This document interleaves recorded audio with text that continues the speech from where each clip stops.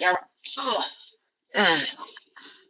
Welcome back. Welcome back. Welcome back. Welcome back. Some people are previously previewing your life. Keep interacting to keep it moving. Okay, cool, sweet. Welcome back, everybody. We're doing 45 to 60 minutes of stretching and mobility work. All right. Usually we do side splits and hip mobility, but earlier this past week, somebody requested, and then a whole bunch of people followed up requesting that we do a little bit more joint mobility and some gentler stuff compared to our side splits and hip mobility stuff. And I said I would consider it for Wednesday. Ta-da, it is Wednesday. So we're gonna do some gentle, we're gonna do some gentle joint mobility. We're gonna slowly go through each of the big joints in our body. We're gonna try our best to work through the range of motion available at the joints, help you lubricate those joints, get them moving a little bit smoother with intention, nice and gentle. And Buddha says, "Is today gentle day?" It is. And if we go fast enough, maybe we'll add some posture stuff. But we know nobody likes the posture stuff, so we can skip that too. All right. Let's go. Buddha is excited. He says, "Oh my God, yes!" Great. I'm glad because this was for you, bro. I think you were one of like the three people who who said gentle stuff. All right, we're gonna start nice and slow. All right, I want you to go from the outside of your body, mostly your hands, and I want you to come in towards the center of your body. We're gonna slowly hit all the major joints. We're gonna start with our hands. All right, we're gonna open them up nice and wide. Pull those fingers up as far back as you can, and then make some fists. These don't have to be really intense fists. You don't have to be testing your grip strength. Just some gentle movement. We want to get some movement. I already said movement like three times. We want to get some gentle motion. All right. We want to have access to the fingers. Most of the time, we only think about our hand strength when we go "Arr," and you grip onto something for dear life, and it's not the only thing that your hands can do. Right? There is some fine-tuned, fancy stuff that your fingers can do really well, like play the piano or do surgery and stuff like that. Maybe your hands can't do it, but hands in general can. And there's also some more basic stuff like extending your fingers, opening up your hand that we all can do a little bit more and do a little better. Most of us don't do anything like this, so if you just did 10 of these reps nice and gentle and you just tried your best to do this, your fingers would probably immediately get tired. And if that is you, that is okay, that's normal. Just remember, when you can, try to get your hands to do some different stuff and add a little variety. All right, open it up, close it, open it up, close it, open it up, close it. The closing probably doesn't need that much training because we do a lot of fist closing type activities all the time, holding bags of groceries, opening doors, grabbing onto handrails. But what we do care about is using your muscles, your hand muscles, the back of the hand muscles to open up the palms. All right. I have talked probably way too long about opening up your hands and closing your hands. So let's get ready to move on into our wrists. The wrist joint is capable of a ton of range of motion. That means there are a lot of ligaments and tendons and things going through your wrists to help you do all those things. That also means that your wrists can be very fragile. It's just like a car. When they get too complicated, they get too fancy. There's German engineering that needs like 7,000 different joints in the BMW. Those things tend to break and be really difficult to repair. Same thing goes for your wrists. The more complicated a joint, the more complexity there is, the more pain in the butt it can be when something gets hurt. So, before you go whipping out 100 push-ups, I don't know that many people do that, but in case that's on your to-do list, feel free to give yourself a little joint warm-up before you begin. Your wrists have a couple of angles that they should be really decent at, right? One of them is bring the hand back so that the back of your hand is coming towards the tops of your forearms. The other place is the exact opposite. You can bring the hand down and you pull your palms towards the bottom of your forearms. And they also have a little bit side to side. If you have, sorry, let me stand up. If your hands are down on either side of you, you can probably point your fingers that way and that way. So if your hands were resting on a man, how do I say this in an easy to understand way? If your hands were by your sides and you bring them up like this, your wrists should be able to go up and down.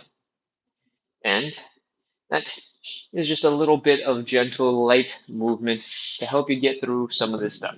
If you are somebody who spends a lot of time at a keyboard, typing a lot, maybe you have some weird tendonitis thing going on, you got like computer hand wrist problems, some of the prehab and rehab that a doctor or physical therapist might recommend you might look a little bit like this. Your hands and your wrists capable of a lot. We can start incorporating the forearm in and do a couple of rotations this way too. I'm trying to decide because I haven't run this show quite this way in quite this much detail about the forearms before. I'm gonna go any further than that. I don't think so. We're going to focus on the basics. We're going to focus on the circling of the wrist because this is the bang for the buck. All right. This is the stuff that everybody can do to help your wrists move a little bit smoother and give them a little bit of love. So, what are we doing right now? We're trying to bring our wrists through as much range of motion as possible. So, I want you to grab one wrist with the other hand. And I want you to kind of give it a nice little push, nice and gentle. Pull it through, pull it around, bring a nice circle, and just keep doing it. It might look like I'm doing both hands at the same time because that's probably what it looks like. And what I want you to start with is focusing on getting one wrist really, really good. All right, really focusing on applying that pressure through the one wrist. Over time, when you get more comfortable with it, you can definitely speed it up as much as you want. All right, if you want to just go boom, boom, boom, boom, boom, boom, boom, as you get more comfortable with these, as you understand your wrist mobility and what you got going on. I switched hands, so this other hand is rotating the other hand. The word other and hand I've used so many times it's just confusing, but I hope you understand what I'm saying. Keep on working your wrists through that range of motion. Remember, this should be gentle and light. We're not trying to smash as much weight into our wrists as possible. We are just trying to get our wrists to go as far as they can, nice and gentle. Okay. Samsara says, I'm trying, but should my shoulder hurt a little? No, your shoulder should not be hurting. This should have almost nothing to do with your shoulders. So if you want, you can try to, instead of holding your arms up here to do it, you can try to relax your arms, let them chill out, and then try again. If your shoulders are feeling a whole bunch of stuff going on right now, that seems a little crazy. Are you shrugging up your shoulders? Are you doing something with your arm that isn't just focusing on the circles, making your wrists circly? Samara says, "Well, I had frozen shoulder and capsule stretch before. So you were just stretching before, and you're still feeling a little bit of funkiness while you're doing the wrist rotations." I'm gonna be honest. I got no idea what that is, what's going on with your shoulders, but it seems quite a distant jump to go from your wrist all the way into your shoulders. Sorry, I don't have better information for you. What else we got? Oh, hold on. I'm too far away from the phones. I can't read. I'm doing them laying flat in bed. If you're laying flat in bed, you can keep your arms at rest, flat down. Pretend I'm laying down, and you can do the same wrist circles. So maybe it's you lifting up the shoulder and just doing that. Um, Mecca says, "Hi, I'm circling, but just joined. So what is this good for?" This, if you're like 15, this isn't going to be that useful for you. All right. If you're a little bit older, you're feeling like your wrists are a little bit stiff, if you're feeling like, just things are not moving as smoothly as they used to, a lot of the reason that starts happening is because you're not using your joints. Oh, okay, you're 50. Never mind. If you feel a little bit more stiff in your joints, we're just slowly going through all of the main joints in our body, giving you a couple of tools to help move them, to help lubricate them, to help them move a little better. And hopefully, you can take those and find the ones that matter the most to you and do a couple more of those throughout the day, throughout the week, and hopefully get a little bit more smoothness in your movement. We've been doing wrist stuff for a long time. So let's move on to the elbows. I got to move a little bit further away. The elbow joint, typically what we focus on is doing this, right? The bicep curl. Whoa. When you flex the triceps, it shortens the tricep and lengthens the bicep. Your arm lengthens. Then you do the opposite. You flex the biceps, it stretches your triceps, and your hands come up to your shoulder. That's typically what we associate with the elbow. But the elbow can do a little tiny bit to the left, to the right. And the way we're going to get that left and right, we're going to do this. We're going to do some little elbow circles. All right. Imagine that you're trying to stir a big old pot of cookie dough or something, except you're doing it all sorts of weird. Not the most optimal way. That's what we're doing, all right? If you need something more specific than not the right way, I want you to tuck the back of your hand towards your ribs ish. Imagine that you had your hands on your hips. Put your back of your hand on your hips and now bring them up. That's probably as deep into your little elbow circles as we're going to get. Now, push the hand through and around and keep on doing that. That is how we start our elbow circles. When you're experimenting with this for the first time, you might be tempted to, or you might not even realize that you bring your shoulders up real high. If that's you right now, relax, chill, bring the shoulders down, and keep on doing the elbow circles. This is just a little bit of gentle movement through your elbows to give them some love, to give them some attention, to teach them that this is range of motion that you still want, and your body doesn't do anything crazy with it so that you start losing range of motion in your elbow joint. All right? How's that happen? Happens in a lot of different ways. When you stop using some capabilities in your body stops maintaining it, right? That's what atrophy of muscles is all about. When you stop using them, they stop working as hard. When you don't use explosive strength, your muscles tend to keep less of the explosive functions. When you use a lot more of the endurance style of training or use endurance for whatever it is that you do in your regular life, your muscles that have the capability of being more endurance focused will start becoming more endurance focused. You change as you challenge your body and give it commands, sort of commands, stimulus to tell it to go do things. And the only way we sort of, as humans at least, at this level of biological advancedness to do that is just by doing the thing that we need the body to be doing. Uh, so hopefully that was a weird roundabout way of telling you work through your elbow joints just a little bit and go the other direction. When you go the other direction, we're still doing the chicken wing, but instead of pushing through with your hand back, we're pulling through with the back of the hand from the back to the front. And we're just going to work through a little bit of those joints. And hopefully, you're feeling a little looser already. It's not necessarily a muscle thing. We're moving through our joints. You might be feeling some muscles working because you're holding your arms up in ways that you never held them before, but the joints might not feel necessarily that much smoother or that much worse if you've had perfectly fine joints to begin with. If that's you, hey, maybe you don't need these right now, but now you know about them, and next time you're like, oh, my elbows are kind of feeling weird, maybe you want to give some of these a try. All right. Next, we're moving down into, we're not moving down, we're moving up. We're moving towards the center of our body. We're moving into our shoulders. And I see some chat coming in. I'm not going to address it just yet. I'm going to talk a little bit more, do a little bit more, and I'll look at the chat a little bit because I'm really far away. We're doing some shoulders. I want you to do a couple of things. Most of us sitting down at a computer, we lose some muscle control over the things going on in our body. I talked about this earlier where the wrists, because they can do all of this, they have all of this motion, there's a lot of stuff going on. And that means a lot of stuff can get hurt. Another part of your body that has similar conceptually, not because the same muscles or anything like that is the same, but because there's a lot of mobility in your arms, in your shoulders, there is a lot of complexity and a lot of things that get a little bit messed up.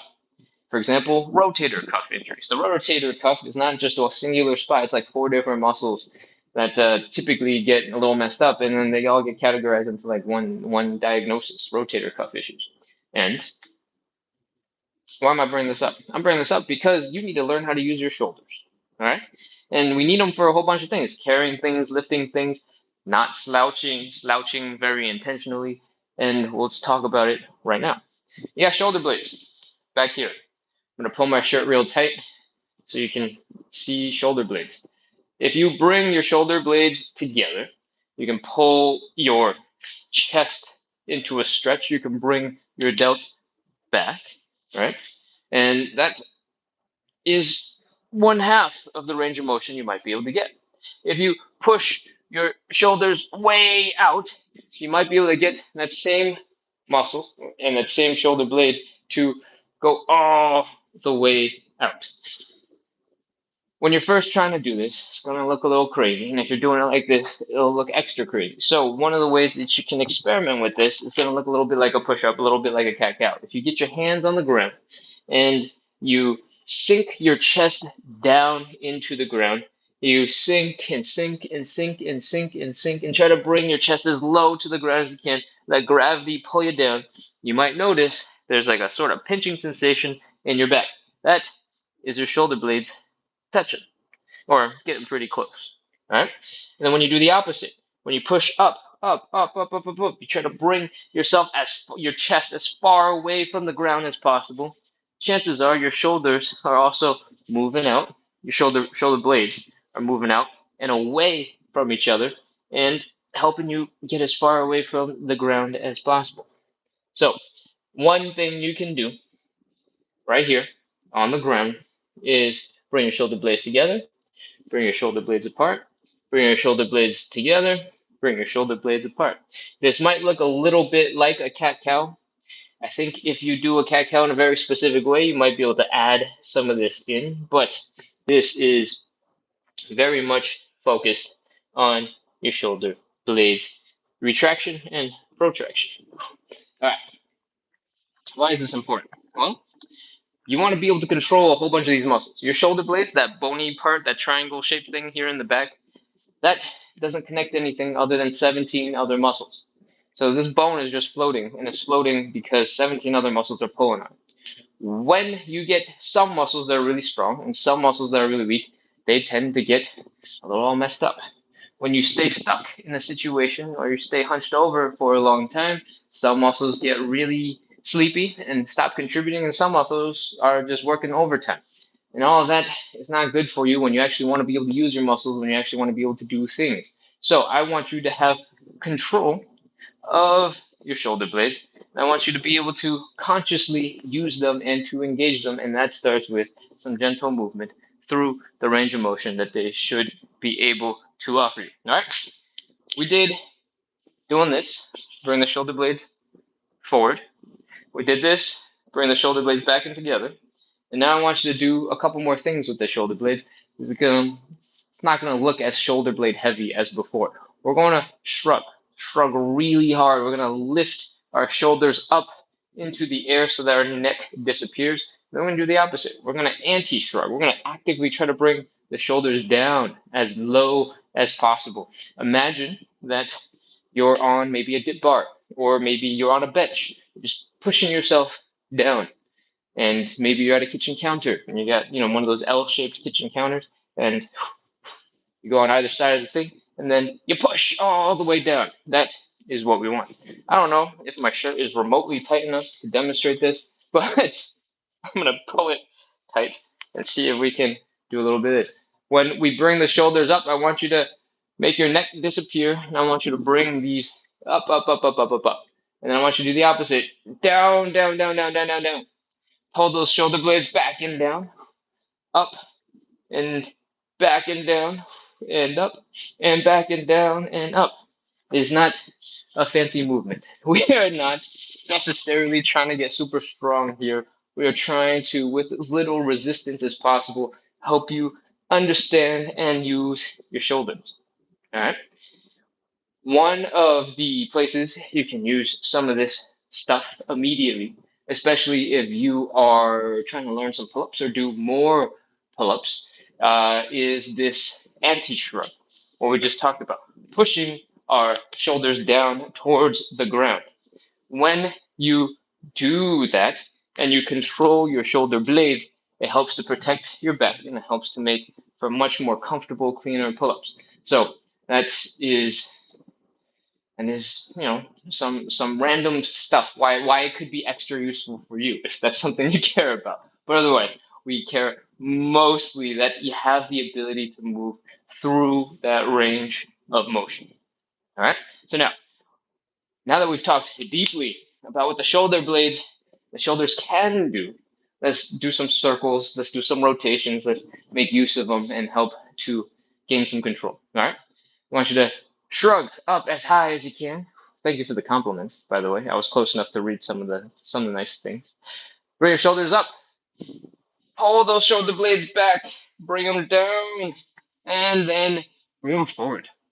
Sort of bring your shoulders, your delts. These are delts. We call all of this like shoulders. I don't know why we're so vague with our common people words, but all of this is called shoulders. Bring them forward so that the shoulder blades are separating and getting pushed forward, and then we'll keep on going.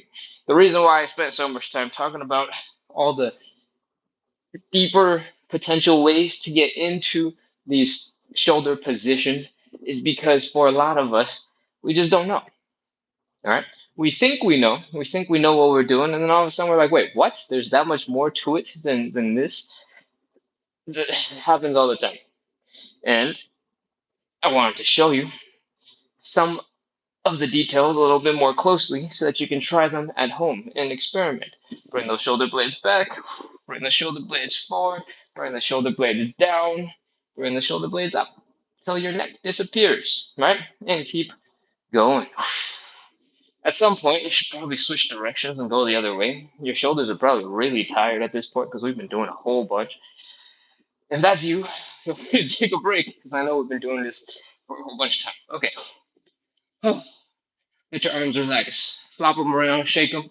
If you're a regular in this life, then you probably know about how we like to shake, how we like to relax, how we like to let our muscles chill so that they're not randomly tense for absolutely no reason. Because at this point, there's no reason for them to be tense right now. Whew, that was our shoulders. Let's move on to the neck. I think I don't have that much new stuff to add about the neck, so this will go a little faster. The neck's got three main angles that it can move in. The first is left and right. For a typical normal-ish neck, you should be able to look directly to your left, and you should be able to look directly to your right. If you do not have that much range of motion, you're feeling a nice tightness in your neck muscles as you reach over, that might just be something that can be resolved with more reps. Maybe you don't actually spend that much time looking directly to your left or directly to your right. Most people don't use that much of their neck mobility. Most people rotate their whole bodies to add a little bit to it, right? When your whole body is rotating to the left, your head doesn't have to actually move that far. So if you're suddenly finding, wait, my neck, it doesn't go all the way. That's crazy. What's going on? Has it always been like this? Don't worry about it. Most people don't isolate their whole entire body and just get their neck to move. Keep on going from right to left. Try not to get your head to wiggle and shake too much so that we're isolating for just this quality, how far left and how far right that you can look.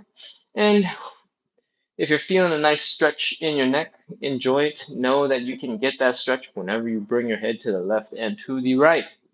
And once you've done a couple of those, let's move on. Blessed says turning left hurts on the top of the left shoulder. That is not uncommon. This muscle tightens up for me as well, right here, when I look left. Um, how to solve for that specifically, I got no idea. But it is likely that you need a combination of strengthening and stretching of that muscle. If you don't spend very much time looking left and right, that might just be you smashing down on the muscle right now with your hand, pulling it down, adding some pressure, and trying your best to look left and right, giving a little light massage while you try to continue to activate it and use that muscle. But outside of that, I don't have very specific information to offer you. But good luck. And I'm glad you found something that you can work on because that sounds really uncomfortable. Over your left shoulder, how do you check your blind spot? You can't let that continue. You gotta go address that. All right. All right. Where are we going? Left, right. Remember, we're isolating the shoulders and we're isolating the neck. Sorry, we're stabilizing the shoulders. They're not moving. They're not going anywhere. And we're bringing the neck left and right.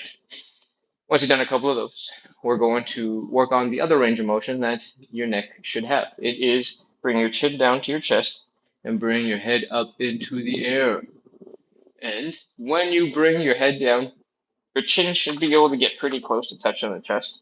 It doesn't have to actually touch. You don't need that much range of motion, but for the typical neck, it should be plausible. All right. If you're not there, don't worry about it. Just build up to it slowly. No rush. It's about joint mobility. It's not about going crazy, trying to hit your deepest possible spot or anything like that. Cool. It's about getting the range of motion, using and finding out what you do have available, and then working on it so it stays good. All right. Let's look up.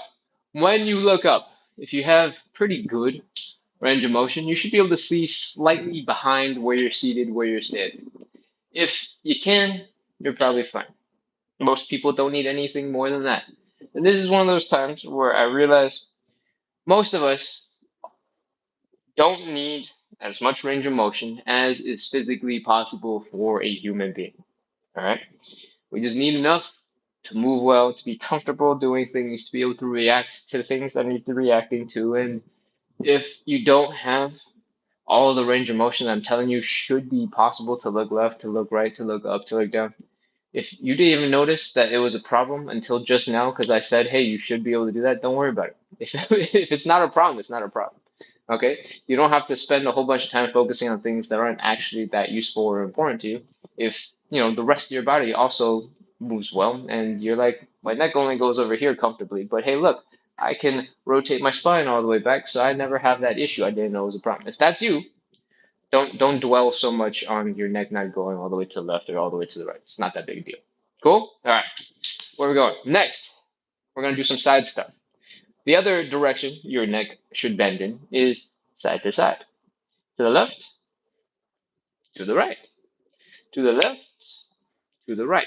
When we do this, we want to not combine it with all the other things, right? So we don't want to go too far forward. We don't want to start rotating the head. We want to focus on looking forward. We want to bring the ear down to the shoulder.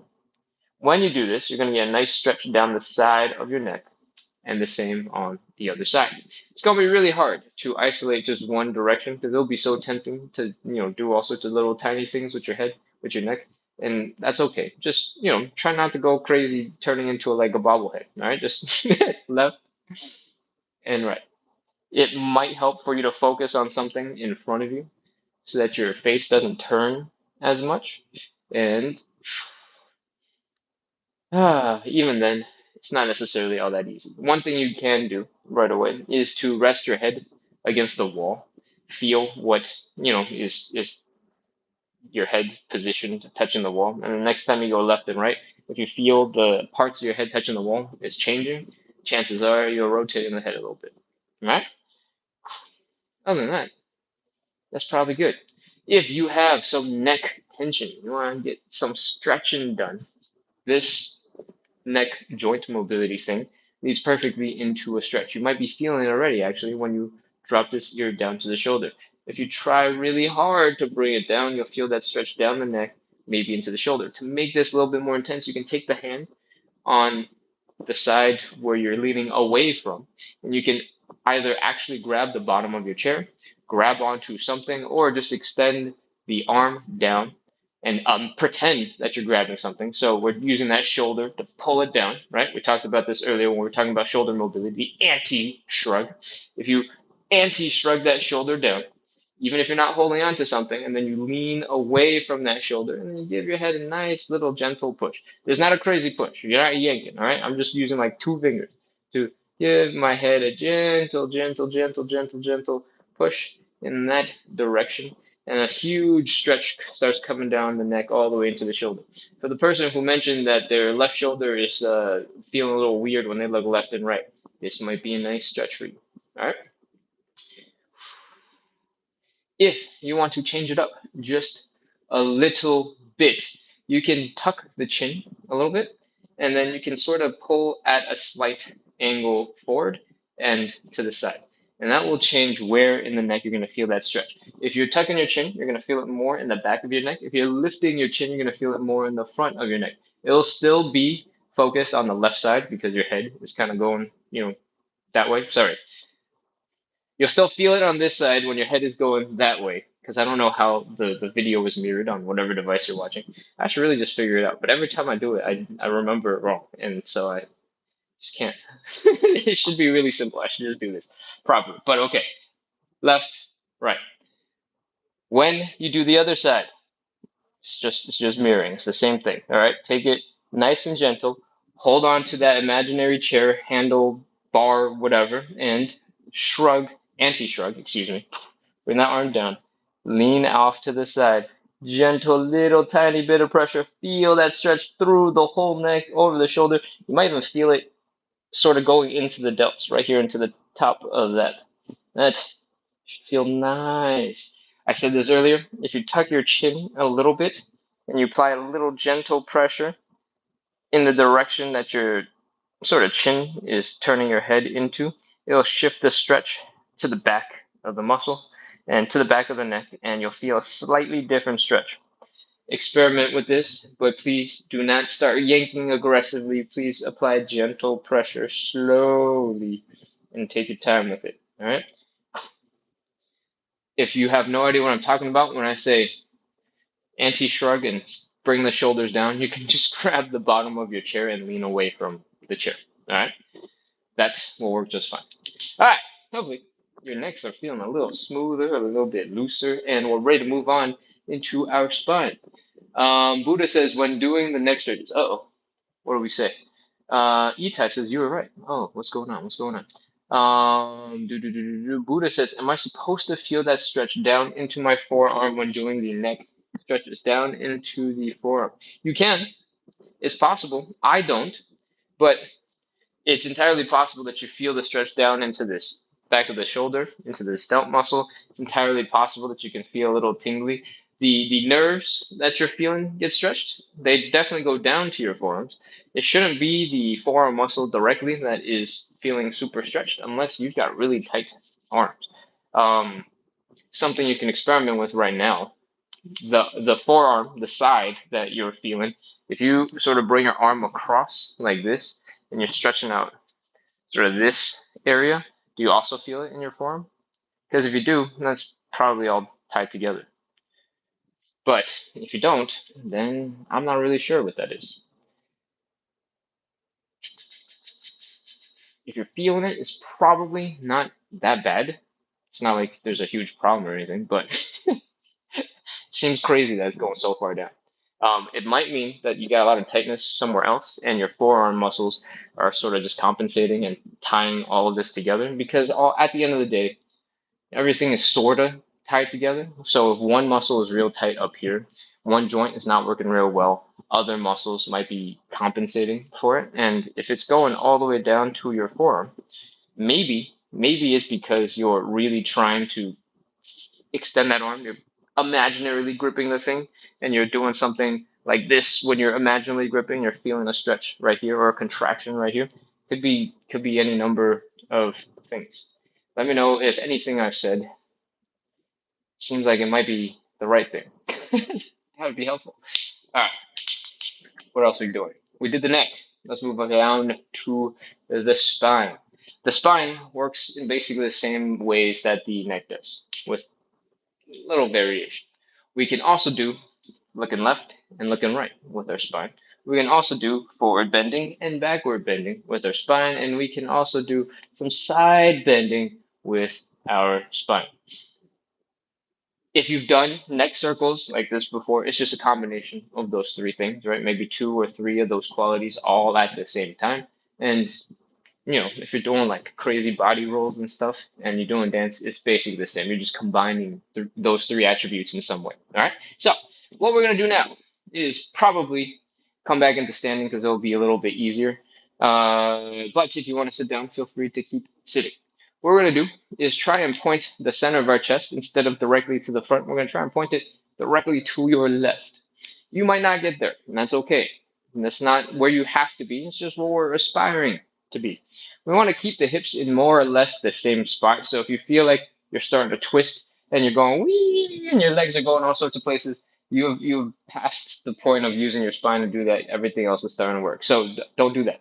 If that is really challenging, you can feel free to sit in the chair. You can wrap your legs around like the kitchen chair's legs, and that will lock your legs and your hips mostly in place, and that will help you focus on that rotation from side to side. All right, but if you're able to keep your hips more or less still, you can do this standing. And for most of us, it's going to be just fine if your hips rotate a little bit, right? what's important is when you're trying to understand what your body is capable of, when you're trying to measure, when you're trying to assess, you need to sort of have some benchmarks, right? See, oh, hey, look, I have made some progress. If every single time you measure, you start twisting and rotating, you will never know when you've made progress and when you haven't made progress because maybe your hips got looser, but your spine didn't because you're, getting everything else to rotate. So when I tell you to be strict with the form, typically that's only going to matter if you want to know if you're making a bunch of progress. If you're just trying to stay loose and limber, is probably not that big a deal. And when we are rotating the spine, I talked about having the chest point left and right, right? But it is not like one vertebrae is doing all of the rotation. It's not happening at one point. It's slowly happening across all of the little vertebrae up your spine. So your belly button should have a little bit, your abs should have a little bit, up, up, up, up, up, up, up, until you reach the top. And every part of your spine should be contributing a little bit of this. When you are first starting, please do not whip your body from side to side. That is a lot of pressure on the spine. And if it's not used to it, that can be quite not good for you. So take your time, slowly ease into it, and keep on going from side to side. Do, do, do, do, do. If you find it comfortable and you want to turn into something more chill, more relaxed, and you want to just let your arms swing from side to side, smack yourself across the hips because this feels a little bit more fun, feel free to do so. At the end of the day, I want you to find fun ways to integrate these movements into your life, right? The goal of this is just to make sure your spine does a couple of rotations throughout the day so that your body remembers, hey, this is kind of an important thing that your body can do and lets you keep it. A lot of the things that we're going to demonstrate, you probably have never had to do a version of in regular life. And that's because regular life is really convenient these days and we don't need to be able to do very much, which is cool because convenience is nice, but it's kind of challenging when you have to build in the things that your body should be able to do back into your life, and you got to spend your time in other ways to maintain your body. All right. Now that we have done a whole bunch of these rotations from side to side, I hope you're feeling smooth. I hope you're feeling comfortable. I hope you're feeling relaxed, and I hope you're ready for some forward and backwards bending. If you're sitting in a chair or if you're standing, you can sort of crunch and bring your chest and your chin down to get into like a super ultra slouchy position. You can try to push your back away, and you can do a version of this while seated. Actually, I'm gonna just use the kid again. If you're seated in a chair, you can also do this to stretch out some of the muscles in your back, but also mostly to get your back to bend. You can do the opposite. You can bring the chest forward, bring the belly button forward, and try to tilt your head back to get the back to arch backwards. This will be a nice quick fix if you have to be in a chair. You can't get away with getting to the floor. But the floor, typically, for most people, will be a lot easier for you to do this well. All right? We're going to get into, I think, I think in Pilates it's called tabletop, but then I also called the other thing tabletop. So now I don't know what I'm calling tabletop. I'm just gonna say we're gonna get on our hands and our knees. Our wrists are underneath our shoulders, our knees are underneath our hips. And when you're in this position, it shouldn't be super tiring because the bones should be aligned so that the bones are carrying most of the weight. All right? From here, I want you to bring the belly button down towards the ground. Point that belly button down. And then hopefully in the process, your back is starting to arch a little bit.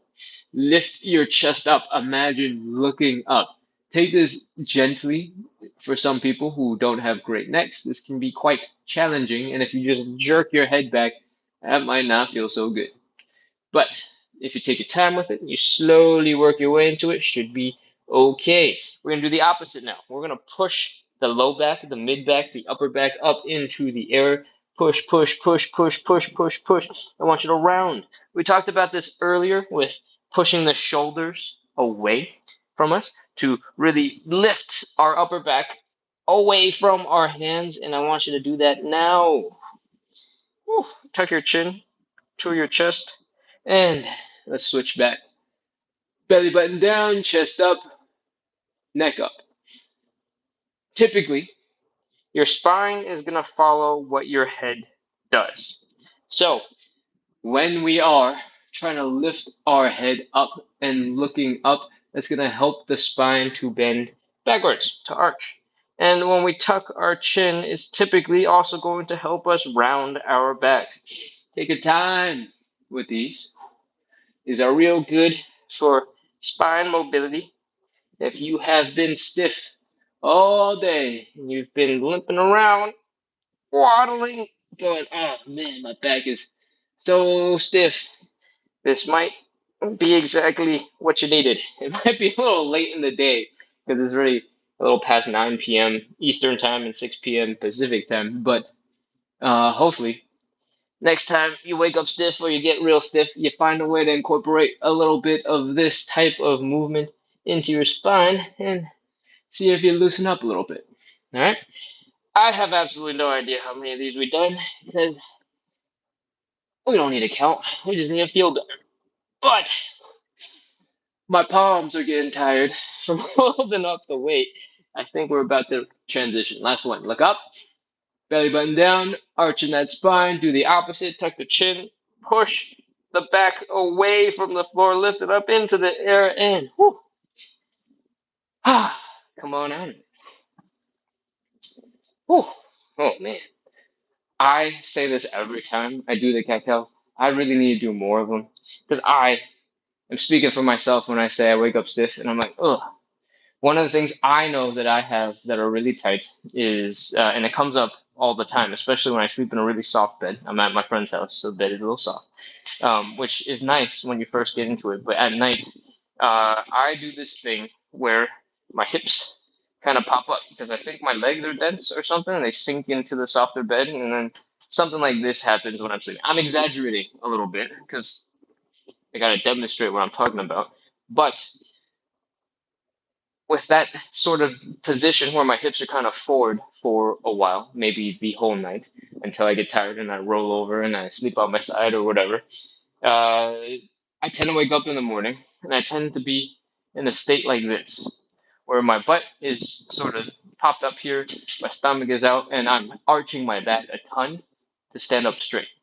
And sometimes I just need my back and my hip muscles to kick in a little bit differently, a little bit better.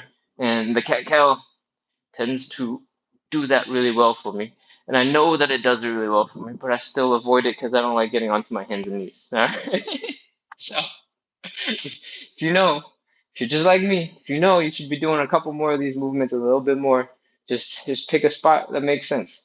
Maybe you just roll over in bed and you do them like this before you even get out of bed in the morning, and maybe that's the trick. Maybe I should try that. I'm gonna follow my own advice, and I'll report back in like a week. All right. Where are we going from here? Side bends. We've covered some forward bending, some back arching, some rotation, and now we're going to do some side bends. If you put your hands on either side of your body, you stand up nice and straight and tall, and you kind of lean to one side and try to let your hands tell you that they're going just up your side and down your side. That will more or less help you stay aligned and help you focus on bending directly to the side. What we don't want is for you to be rotating and bending at the same time. Right? We don't want a whole bunch of, of this. We want just isolating that one motion, side to side. And if this is a struggle for you, you're like, what? I can't keep this. How do I know if I'm not rotating? You can put your butt and shoulders up against the wall and then go from side to side. I can't do it exactly as I'm saying because there are paintings here and this is not my house. So you're just gonna have to make do, imagining that I'm doing this against the wall. All right. This is also a very gentle, light movement. You might feel a little strain in your obliques. You might feel a stretch in your side, and those are really good. This sort of joint mobility stuff that I'm talking about here on this show is going to lead lightly to some gentle stretches. If you want to work on stretching out these muscles, you can add a little bit more weight, a little bit more intensity just by sticking one arm up and out, And give me a little bit more here. If you inhale and exhale, you might be able to sink even deeper into the side bend. And you can do the same on the other side. Inhale, exhale, and see if you can get a little bit more into that side bend. Inhale, exhale. Ooh. And how much you actually need to do, that's entirely up to you. Most people don't actually need that much side bend capability, but it is nice. It's nice to know that you can, right? Um, I haven't done this in a while. Let's try it. Oh,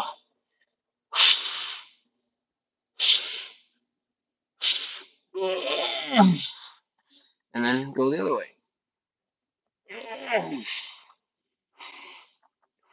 I think one side is more flexible than the other. Um, this is a real exercise. If you want to strengthen the sides of your body, if you want to work on your side plank in a slightly different way, that contraction, that relaxation is a cool way to do it. Is this super important in day-to-day life? Maybe, maybe not. Depends on what you're actually doing. If you notice that the sides of your bodies are a little bit more tense, a little bit more tight, and you want to work on it, now you know. It's just a side bend. All right? Whew. Hopefully, you're feeling a little bit looser in the spine because we're going to move down to the hips. The spine is designed to be very mobile. It tends to be the case that as we spend more and more time in chairs, sitting around and not using our spine in a mobile-ish way, they tend to get pretty stiff. When your spine gets stiff, stuff that's not supposed to be as mobile tends to have to be more mobile, and oftentimes that leads to your low back being a little bit uncomfortable, a little achy. All right. The upper chunk of your spine is designed to be pretty mobile. All of this bending, all of this stuff is happening a lot in sort of the upper half of the spine, right? The low back is designed to be a little bit more stable. It's a little bit more stiff. But when your upper back is not as mobile as it should be, and you're trying to do something that requires that mobility, sometimes your low back has to kick in, has to help a little bit, and that can cause your low back to be uncomfortable. But it gets worse when the other part of your body that's supposed to be mobile is also stiff. Your hips, just like your shoulders, are designed to be able to do lots of crazy things with your legs, right? And if you've watched some Cirque du Soleil, you've watched some martial artists, you've seen people kick and flip and do all sorts of crazy shenanigans, you know your hips have the potential to be super crazy. And most of us, our hips are not super crazy in a good way, usually just super crazy in a bad way where they don't move. All right. What that does when your upper back, your this chunk of your spine, your thoracic spine, and your hips are not moving well, is it puts way more demand on your low back to compensate. When one section doesn't work that well, all of this is kind of sharing the burden and trying to help each other get into the crazy position that you're trying to get into. It shouldn't be a crazy position, but because some stuff is tight, you're doing slightly crazier things, and your low back suffers from that. It's not the only place to suffer. Sometimes it goes down the chain. Sometimes your knees and your ankles are what's suffering, you know. But what's supposed to be mobile, let's try to make it mobile so that the things that are supposed to be stiffer don't have to suffer. Cool? That was a long way to say a very short sentence. Okay, let's continue into our hips. We're going to pop our hips out directly to the left.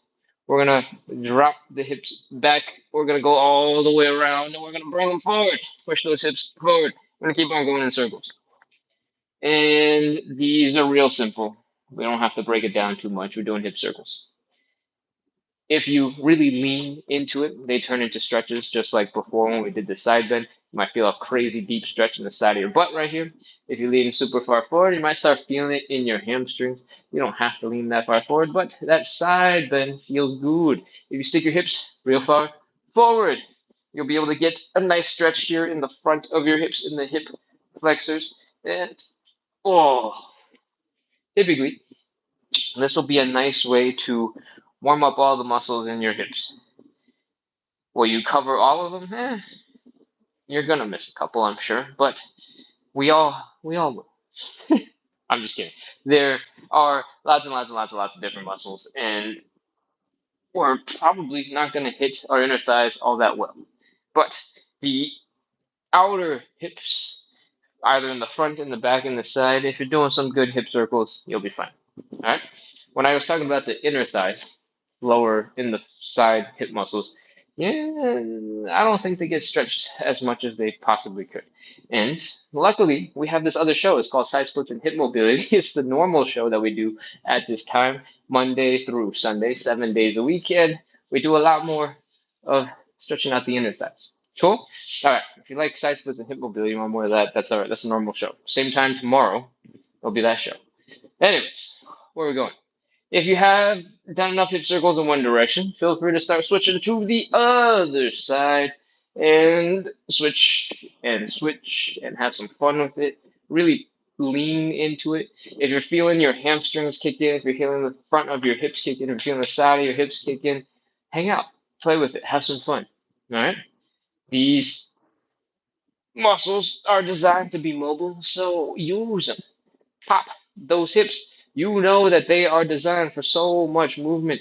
Shakira has been doing this for like 40 years, all right? You got this. All you gotta do is reclaim a little bit of movement. All right. Once you've done a whole bunch of hip circles, we're gonna move down into the knee joint. The knee joint is just like the elbow joint. Looks like it does this thing, right? It brings your heel up to your butt and then straighten out your leg. Just like our elbow joint, we're going to do some elbow circles with our knees. These are very, very, very tiny, tiny, tiny, tiny, tiny, tiny circles. Right? They're going to look like bigger circles than they actually are because your feet are going to take part in the movement. They're genuinely pretty small circles. Okay? I want you to bend your knees just a little bit. From the side, it might look a little bit like this. Cool? And then we're going to lean slightly to the left and then lean slightly to the right. It's going to look like I have a massive lean, and I'm here to kick the kitty litter out of the way so you can see what my feet are doing. When I lean to the side, you should see that my foot is kind of like leaning so that the outside of my foot is is out there, right? It's not actually because my knees are doing all of the bending by themselves. And it also looked like a crazy lean because my body has to counterbalance, and that's why we got this crazy curve going on, right? But the actual amount of bending happening at the knee joint is not that much. If it was crazy and you had a whole bunch of more capability, the the knee injuries that kids who play sports get would be much less severe, or maybe it'd be much more severe. I don't know. Is having more mobility the problem, or is it whatever? It doesn't matter. We don't got to get into the child sports injuries. But when you've bent slightly off to the side, I want you to bend the knees a little bit more, bring them forward, and then lean low to the right, and then come around in some circles. From the side, it might look a little bit like this. We're keeping the legs very close together, but not absolutely knit together like this. You could. There's no reason I think that you couldn't. It might just make your balance a little bit worse, and we don't need that. All right? Especially when we're already doing this crazy thing. Hopefully, all of that makes a little bit of sense. Uh, Once you've done a couple of these and you've sort of figured out what you're doing, slightly bending the knee, bring it around, bending the knee, bringing it around. I want you to start limiting some of the movement at the foot. All right. When you're first starting, you're going to lean really far because you want to be able to see what's going on. You want to feel like it's working. But over time, I want you to try and keep the feet pretty stable so there's not as much movement side to side. I want you to keep going and doing those circles. Again, a little knee bend, again, a little side to side, and go the other way. I imagine if you ski, this will probably be really fun. You'll be like, woo, woo, woo, woo. But this is the first time I've ever thought that thought and said it aloud. So I don't know if that's true. Somebody who skis, let me know. Does this feel like it helps you with the muscles that you need when you ski? Do you feel the same little tinglies in your legs from when you go? You know, that's what it looks like when really good people ski down a mountain. They go do, and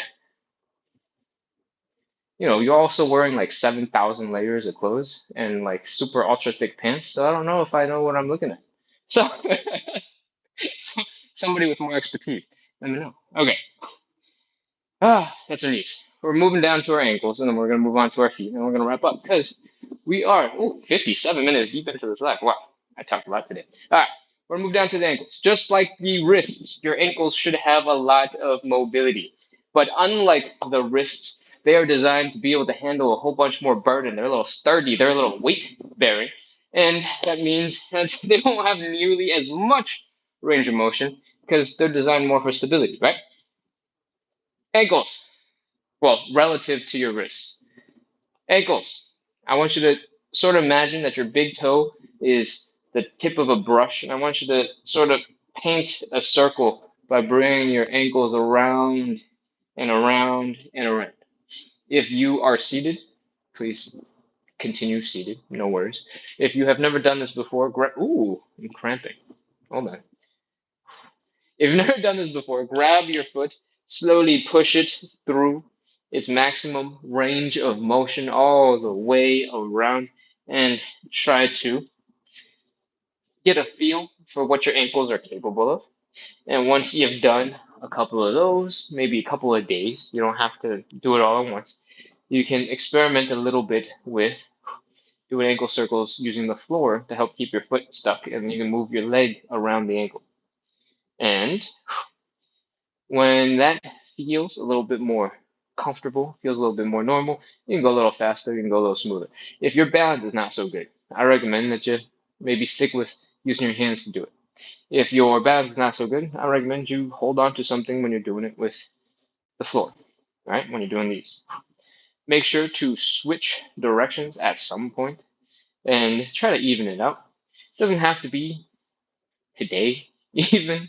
If you're doing 100 reps going the left direction and you never do right, it's probably something to be concerned about. You do 30 reps left and you did like 10 right, and the next day you do a little bit more right and you do a little less left. That'll be fine. It doesn't have to be perfect every single day. All right? But if this is going to turn into a problem, you're going to suddenly be doing 30 reps in one direction the whole time and then forget the other direction all the time. You know, be a little bit more serious. Try to even out a little bit more. All right? Let's go to the other leg. Take your time. Again, if you are just joining us somehow, I should probably just do this properly. Grab a chair, sit down, cross your leg, and use your hands to fully bring that leg all the way through. You might notice that maybe you can pull your foot to a spot that you can't flex your foot into using your own muscle power. That might be something that you want to address with a little bit of training.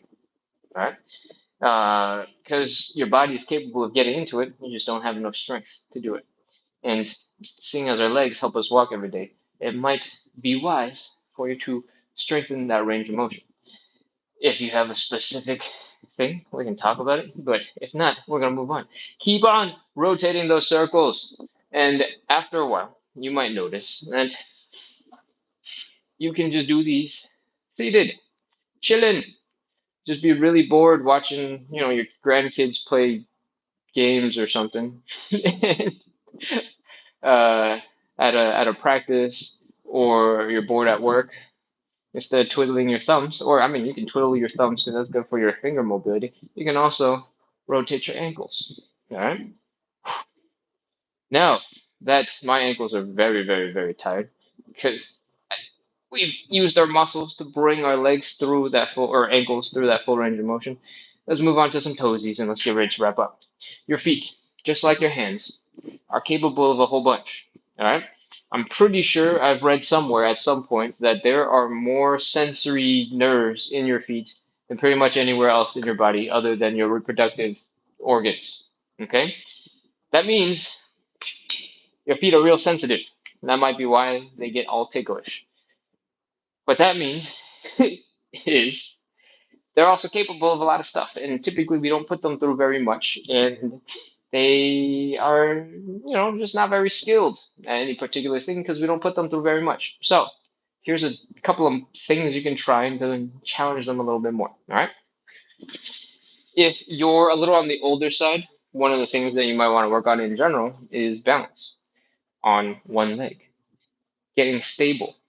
I think some of the things I've seen is like closing your eyes and trying to stay stable on one leg for as long as possible because balance tends to get a little worse. I'm doing a terrible job of demonstrating balance, but one of the things that you can work on to help you with your balance is strengthening this big toe right here.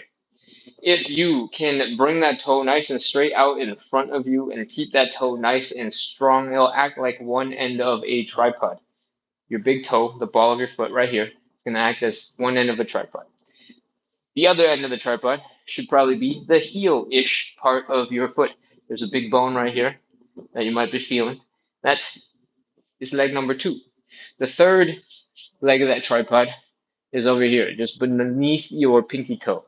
When you want your feet to be stable, when you want them to be a nice, sturdy, strong position, like a tripod would offer, you want the flesh just behind your big toe, just behind your pinky toe, and your heel nice and stable on the ground.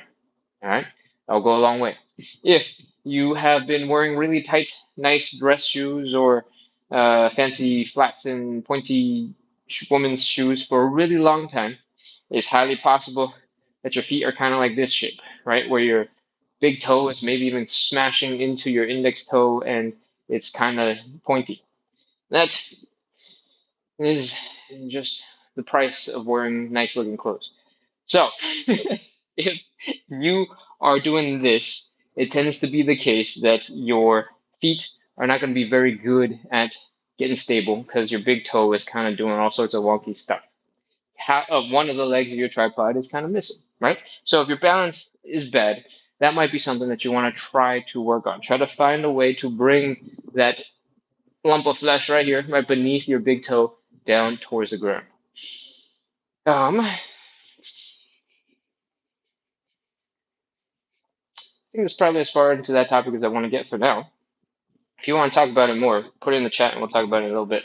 Otherwise, there's a whole bunch of things that your toes can do. One of them is spreading your toes, just like how your fingers can be together and apart and together and apart. I want you to try to do the same thing with your toes. If you have completely forgotten how to use those muscles, that's okay. Just try.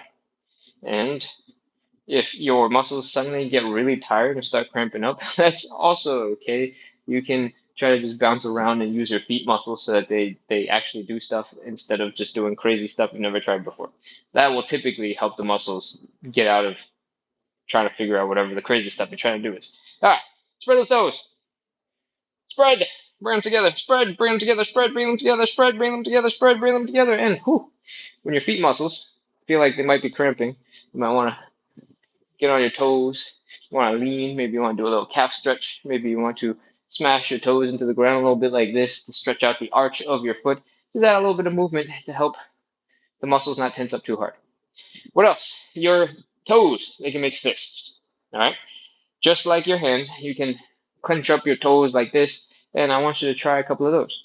For most people, this is probably going to be the strongest thing that your feet can do. You can probably even do this. Bring your toes in so that you're pulling your whole body forward. And you might not be able to do very many of this before your toes get really tired from, pressing into the ground and painful. But that's something your toes can do. All right, making fists, opening them up, making fists, opening them up. We have only opened up one way by spreading the fingers to the side. Now I want you to lift the toes up. All right, so we're gonna try and get back into that tripod. Big toe, or the chunk of flesh right here, the ball of your foot, behind your big toe. The chunk of your flesh right here, behind your pinky toe and your heel. Those 3 points on the tripod. Those are all that's staying down. Everything else, all your toes, shooting up. Lift, contract, we're basically doing this. We did a version of these for our hands earlier. That was the first movement that we did. Opening the hands, closing the hands, opening the hands, closing the hands. Now we're doing the same with our toes. Lift those toes up, let them relax. Lift those toes up, let them relax. Lift those toes up, let them relax. Lift those toes up, let them relax. If your feet are feeling like this is absolutely crazy, nonsense, madness, that's probably a good sign. You should try a couple more of these. And if this is completely foreign to you, you're like, what?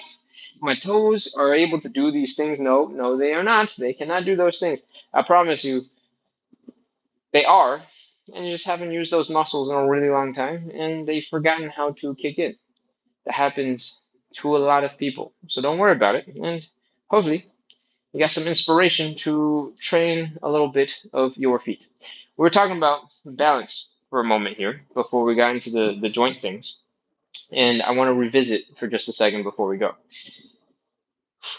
When we're working on balance, there's a lot of different parts of the body that's involved, right?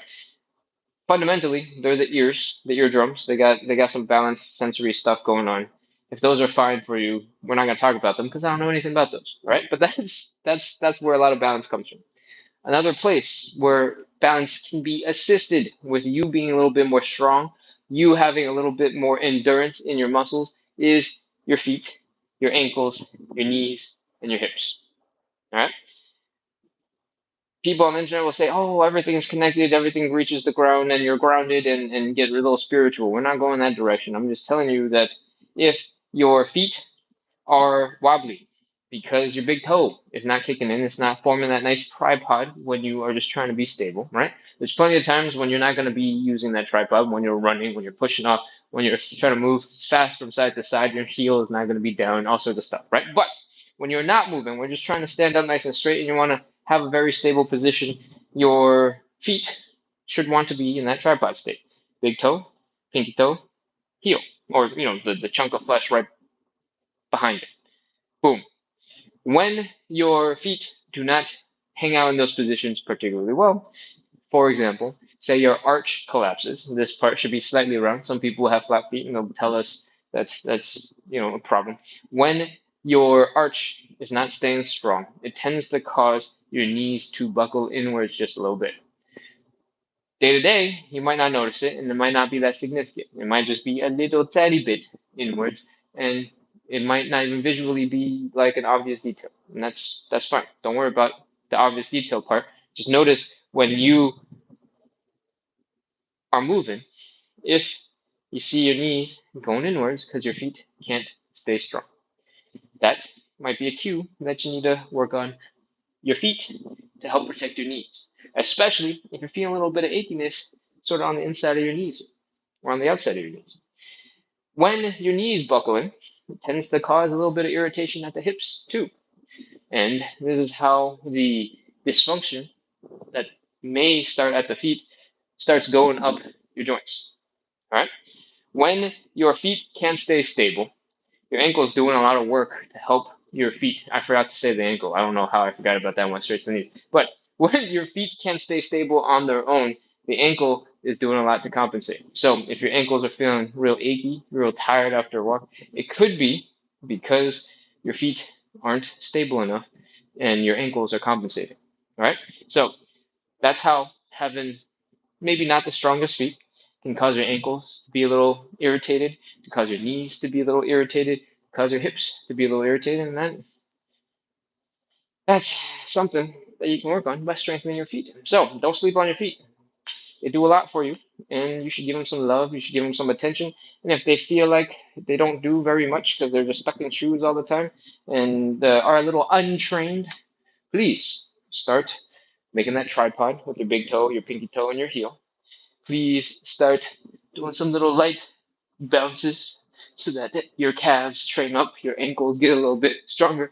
You don't have to jump crazy or anything. You don't have to go, whoa! You can do really light, little, tiny jumps. You can do some side to side looking things to help build up some stability to strengthen your feet, and hopefully that helps you move a little better. That's about as much expertise as I've got in feet specific stuff. So if you have actual like feet problems like plantar fasciitis, I'm not going to actually be able to help you very much. But I can tell you to go use those feet, and it will probably not be bad for you. Plantar fasciitis, as far as I'm aware, the training for it is training the muscles that need to be strengthened. So specifically, which ones they are, I don't know. But you should be using them. Cool. Lois says they said the calf is the second heart. Yes. So the calf has a whole bunch of blood vessels that kind of go like one way. And so when you move the leg muscles, they pump the blood up your leg and they act like really good pumps. I think there's like some exaggerated claims like doing calf raises will help you like control your blood sugar. I think those are a little bit exaggerated, you're probably better off doing a little bit more exercise. But if all you can do is calf raises because you just had lunch and you're at work and you have to sit back down, any movement is better than no movement. But yes, the expression that calves are like a second heart is because they help pump a lot of blood back up into the rest of your body, and they're really good at it. All right, I think that's all I got for the show today, guys. It is 13 minutes into the next hour. That means we've been running for about 73-ish minutes. And today was super chatty. We talked about a lot of little details that I don't think I've covered typically on the weekends. And I've told you I don't know a lot of stuff. So, if you have any specific questions, throw them in the chat. If I can answer them, I will do my best to answer them. If I don't know the answer, I'll tell you I don't know the answer, and I will try my best not to make up anything and send you in the wrong direction. Buddha says, am I supposed to feel that stretch down into my forearm? I saw that earlier. Wow, this chair is way too high for where the cameras are placed. Hold on. Now I'm going to scoot back into the kitty litter chair. Let's take a look at what we got in the chat. If you are still here, thank you for being here. Thank you for checking out the live. Usually we do 45 to 60-ish minutes of live side split stretching and hip mobility work. So specifically for the legs on this live. This live is 7 days a week at 9 p.m. Eastern or 6 p.m. Pacific. If you're somewhere in the middle, somewhere in the middle. What else do you need to know? Today, we did some gentle joint mobility, trying to work through the range of motion that each of the joints, or at least the major joints in our body, should have. This was not supposed to be like really intense exercise to train your muscles. This was just trying to make sure that you spend a little bit of time knowing what your joints are supposed to be able to do and getting them to go do that thing. Potentially using your muscles along the way to get them there. And if you felt like your muscles are really tired while we were doing this light joint mobility, you might want to do a couple more of those reps and strengthen some of those muscles because it should be relatively gentle. It's not a full workout. It's just making sure your joints are working well. Cool. Is there anything else that you need to know? If you enjoyed this live and you enjoyed this style of live, let me know in the chat because there's still 100 something of you over on TikTok, and 4 over on YouTube, because we can make this a regular standard thing for like Wednesdays, and I can absolutely do that. Cool. All right, I'm gonna look at the chat. If you enjoyed the show so far, please do the follow, subscribe, all that good stuff. All right, because that helps the account grow, helps more people to see it, and then helps me try to transition this into a full-time thing so I can do more of it. Yeah? Yeah. Okay. Get the Rati. Oh, perfect. Says Ken, can you do 8 days a week? I wish. No, no, I don't actually wish. I already do 7 days a week. If, we're doing a full week, then making the week longer doesn't actually make me do more days, right? So I'm already doing 8 days a week if in your head a week is 8 days because I do it every day. Or actually, can you do it 8 days a week? Are you saying you want to do the gentle joint mobility 8 days a week? Because that's I have not considered, and I don't know the answer to that question yet. Madiyat, welcome back, says thank you. You're welcome. Chiress says thanks, Ken. Welcome, welcome back. Buddha says thank you for the break from hip guards. Good. I'm glad. I'm glad you appreciate it. Gadarati says see ya. Book says see you tomorrow. Madiyat is send a thumbs up. Great, great, great, great. Gatharati says, Ken, what is the secret to the universe? Dude, I wish I wish I knew. That'd be really cool. I like comic book movies and I just watched Spider-Man the other week and I really liked it and I'm looking forward to more movies. At my friend's house, they have every single streaming platform that exists. They got HBO Max, Netflix, obviously, Hulu, Disney Plus, and I am watching the first 2 episodes of Lanterns. Or I guess I just finished the second episode of Lanterns, which is like the Green Lantern series, and I've been really enjoying Magic Universe sci-fi stuff. So I wish I knew the answer because that would be really cool. But no, actually, I probably don't wish I knew the answer because if I knew the answer to everything, it would make sci-fi a lot less interesting, right? So I think I like the magic and the wonder. Cool. Anyways, my dad says, hello, is Turkey. Welcome from Turkey. Welcome, welcome, welcome. All right. What we got, what we got, what we got, what we got. Zay says, it is fun. And I just did amazing. Good. I'm glad. The live is designed to be nice and gentle so that we can hop into it. We can do the reps together so that you can work on the things that we're working on with, you know, some immediacy so that you can figure out what feels good, what works for you, what you like to do, and then hopefully you'll remember to do a little bit more of those whenever. Because these are supposed to be gentle, they're supposed to be light, they're supposed to just help you make sure your joints are given a little bit of love, a little bit of attention, and that means you can probably do them anywhere. You don't need any fancy equipment. You don't need like a special time of day when you're feeling a little stiff, when you're feeling a little funky. You want to just get a little gentle movement. Sometimes all you need is a couple of shoulder circles, some neck rotations, some spine, body rolls, and some hip circles. Amelia says, if you see this message, hope you can advise on an uneven hip. My left hip is slightly lower than my right. Ooh, okay. I feel like I've said this a lot today already. I don't know exactly what you got to do, but I would guess that you got some muscles in your right hip that are probably a little bit tighter than your left hip, assuming that you don't just have slightly different length legs. If your legs are the exact same length and your hips are otherwise tilted, I would imagine that you got some muscles on one side of your body that's a little bit more tight than the other, and you got some muscles on the other side that's a little weaker than the other.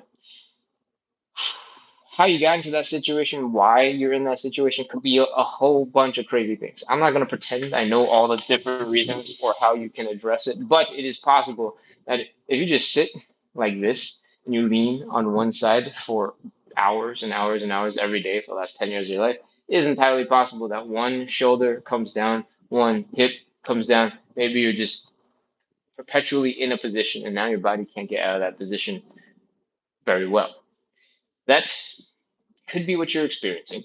And I would imagine that a combination of stretching and strengthening on both sides is going to help you even it out. You probably want to try a whole bunch of different exercises for both sides of the body, and you probably want them to be relatively even in strength. You might find that side of your muscle is just one side of your body is really, really, really, really strong compared to the other side of your body. Don't don't let the imbalance get worse. Try to even them out. Which muscles do you need to train for? What things you need to do? I could not tell you. I would guess the side bend is going to be helpful, but I'm sure there's somebody with more specific knowledge of how the muscles attach into the hips that will teach you or could give you better advice on how that is how what training, what exercises are actually going to be the most effective at any given time. So my broad basic advice is I'm imagining that a whole bunch of your muscles on the left side versus the right side are not equally strong.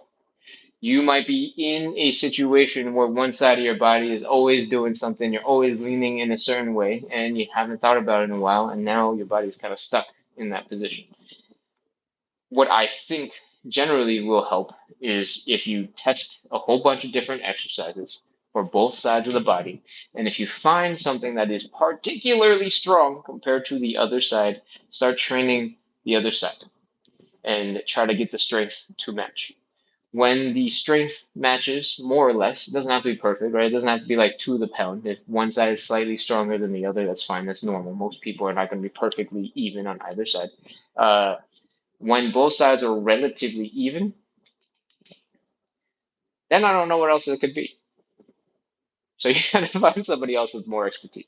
But I hope that sends you in the direction of testing your body, seeing what's stronger, starting to do a little bit of light training, trying to even it out. And if you are interested in trying to train to get a body part as strong as possible, you probably want to think about it from the perspective of pure strength training, which is doing the contraction with as heavy a weight as you can for relatively few reps. Cool. Um, However, there's a caveat to this. Most of the time, if you're stuck in a position for a long time, you might know exactly what position that you shouldn't be in, or what position is getting you stuck there, right? You might not be conscious of it right now at this moment, but once you know to check for it, you might realize, oh, it's because I always sit at my desk in this way, or I always drive like this, or I always do something. If you find that thing that is causing you to have one side of your hip go higher than the other, or muscles to be tighter on one side than the other, then you should try to avoid doing that thing, whatever that thing may be. Another version of this story is when you got kind of funky posture, right? If you're sitting in a chair and your back is doing this for forever and you're trying to solve it with 10 minutes of exercise like twice a week, it's going to be really hard, right? Because you're trying to fight 8 to 12 hours of that position that you're practicing all day, every day with a tiny little bit of exercise. If that's you, um, it's going to be really hard to change your posture. So if you can, see if you can fix it at the source. If there's a reason why you're in a weird position all the time that's causing your muscles to be stronger or weaker on one side or the other. Try to tackle that first and also add in training. Cool? All right. Let's go a little closer to the chat. Yatarati says you must stay and stretch, but they responded to themselves. Now I'm confused. Amelia says, Ken, I'm outside today. The net is lagging. I'll catch up more detail you took tonight. Oh, okay. Amelia wasn't on. So hopefully they'll see this message later. Or see my ramble from all this time later. Zay says this move is called cat cow in yoga. Yes. Yes, absolutely. We definitely did something called the cat cow. Already says now is time for the middle split. No, we weren't doing the middle split today, but I appreciate that you're so excited for it. Ashley says, "Wow, I feel good. Amazing. Good. That is what we're all about. We're trying our bestest to introduce a couple of different moves that you can experiment with, that you can try to see if you feel better. And once you do feel better, once you know that particular thing helps you feel a little bit better, I hope you add it into your day. I hope you add a lot of it into your day. I hope you wake up and you go, I cannot wait to do a couple of these like shoulder circles, wrist circles, neck things, stretches, hip circles, knee circles, and all the little things that you can do for your body. Because that's that's going to give you a whole bunch of bang for your buck, right? If 1 minute, 2 minutes of doing a couple of little circles with your joints helps you feel better for a couple of hours, help you move a little bit smoother, help you wake up in the morning, that's it's a really good investment for 2 minutes. All right. It's faster than drinking coffee. Angie says, I drink too much coffee and I stretched and started by accident. Okay, thanks, Angie.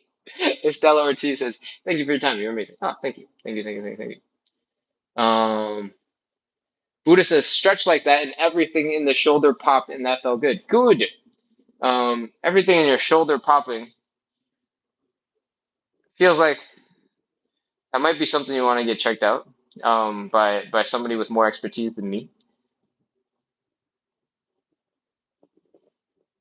because that combined what you told me about your forearm feeling that stretch feels like maybe you need to figure out what's going on in your shoulder. But I'm glad nothing felt crazy. If you're otherwise doing fine, Buddha, with like push-ups and I don't know, pull-ups and other things that require your shoulder to be working pretty well, throwing balls, lifting garbage bags out of garbage cans, that type of motion, this thing.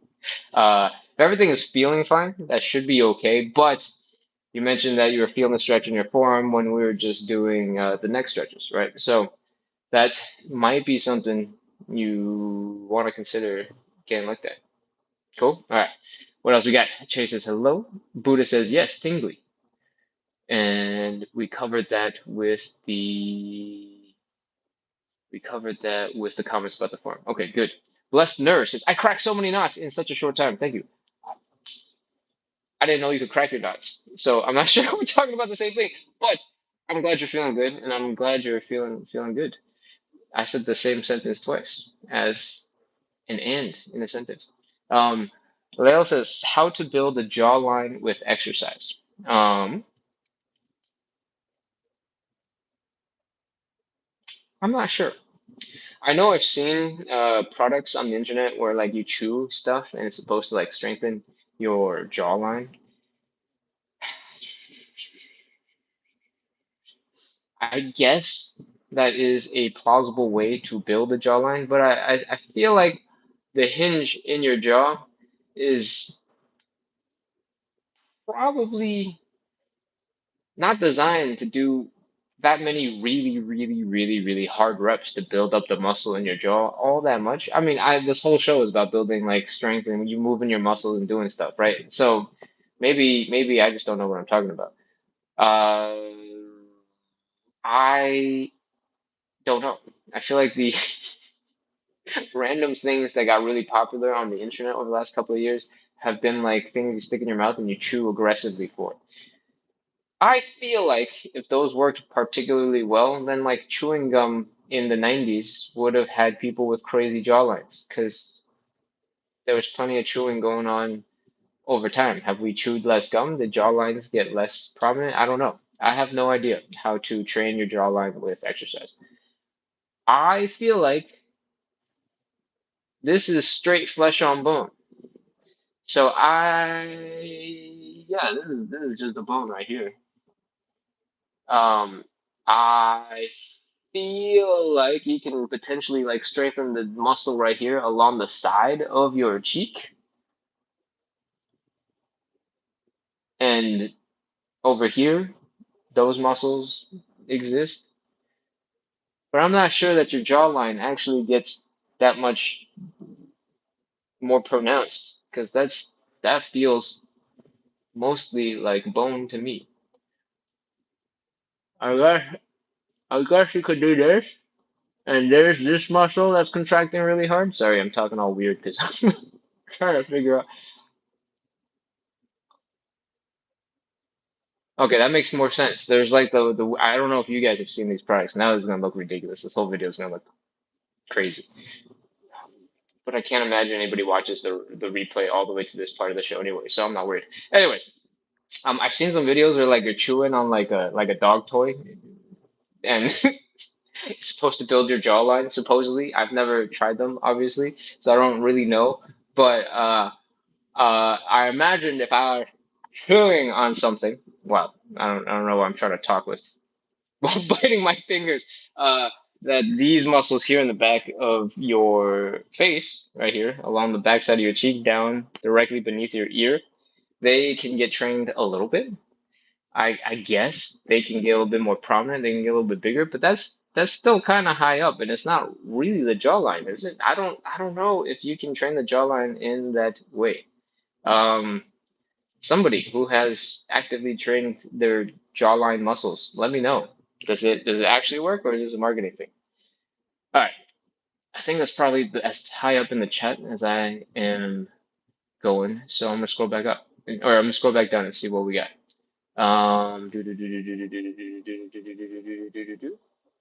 Sunshine, does it really enjoy your life? Thank you, Sunshine. Thank you for the support.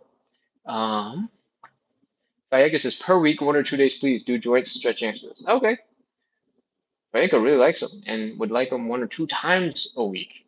Okay. We can look into that. Oh, Mediyat says, I'm a physical therapist. I do work in Turkish. Welcome, Mediyat.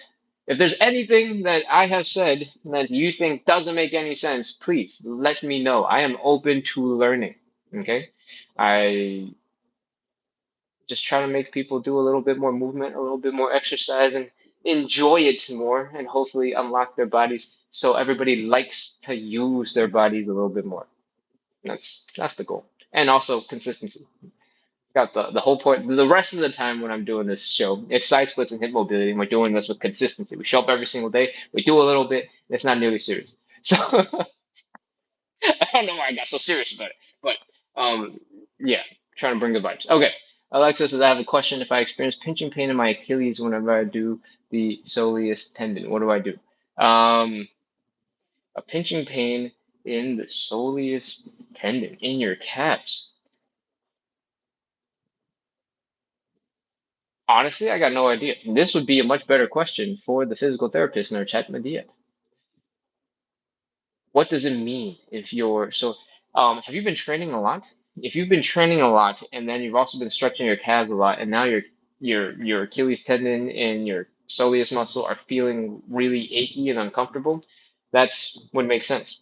If you don't do very much at all and they're just nagging and really bothersome, that might be a combination of things. It might be that somehow you have a really weak calf muscle, a really weak soleus muscle, or you have a strained tendon. Something is a little bit messed up.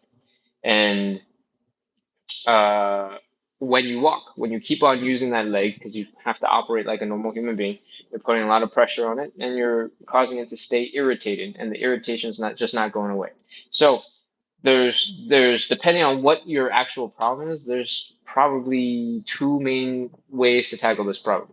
The first one is try to let it rest for a little bit, let the irritation chill, because you might just need some recovery. But on the other hand, if this has been going on for a long time and you are struggling with your Achilles tendon and your soleus muscle, then it probably makes sense to do some tendon focused training. I'm not an expert in this, so you might have to go Google tendon specific training. But I am pretty certain that it can be really, really simple.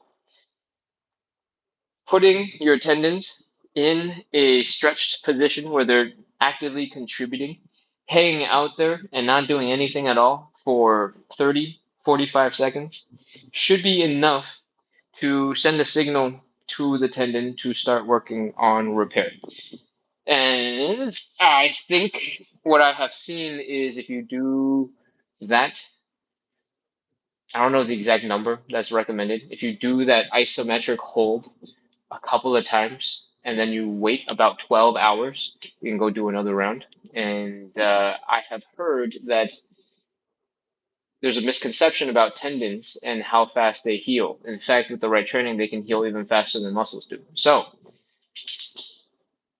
you might want to go check that out.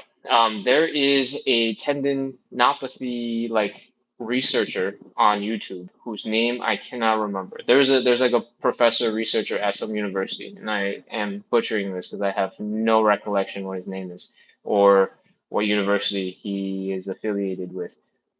But he has been making the rounds on fitness YouTube and sharing his expertise on tendon recovery. And I think because he's been making the rounds, tendon training has gotten a little bit more popular on like YouTube these past couple of months. So you're gonna just have to Google some tendinopathy. Tendinopathy is like the medical term for pain in the tendon. Uh, that's not actually, I mean, it's kind of what you're saying, but you might want to check out specifically how to train to strengthen a tendon. All right. That's all I got. That's all I got for you. I think that is the extent to which I have any other information to give. Cool. All right. That's it from me. It is 36 minutes into the hour. I gotta go because I gotta go train my girlfriend in some pull-ups, and we gotta get to the park before it gets any darker. I'm on the West Coast right now, so it's not dark out, but that means I gotta go. This is not my home. This is my friend's house. I'm visiting some friends, but we gotta go do some pull-ups. So I'm gonna wrap up for today, and we will be back tomorrow. This live is every day, starting at 9 p.m. Eastern, 6 p.m. Pacific, and we do this every day, some combination of movement. This is the first time that we've done joint mobility, some lighter work, with a lot more talking during the week, during this live time. Most of the time is hip mobility and side splits, and we just got a couple of really happy people who told me that they like this version a couple of times throughout the week. So we might do a bit more of this. If you liked the the light joint mobility stuff, make sure to, keep letting me know in the chat. Cool. Debbie says thank you. Zay says thank you. And Tiana says thank you. And Zay says have a nice night. All right, sweet. We're wrapping up. Goodbye, goodbye, goodbye. Hit follow, hit subscribe, send this to all your friends, bring people in. Let's make everybody move better and do it consistently because that's what we're all about. I'm ready to see.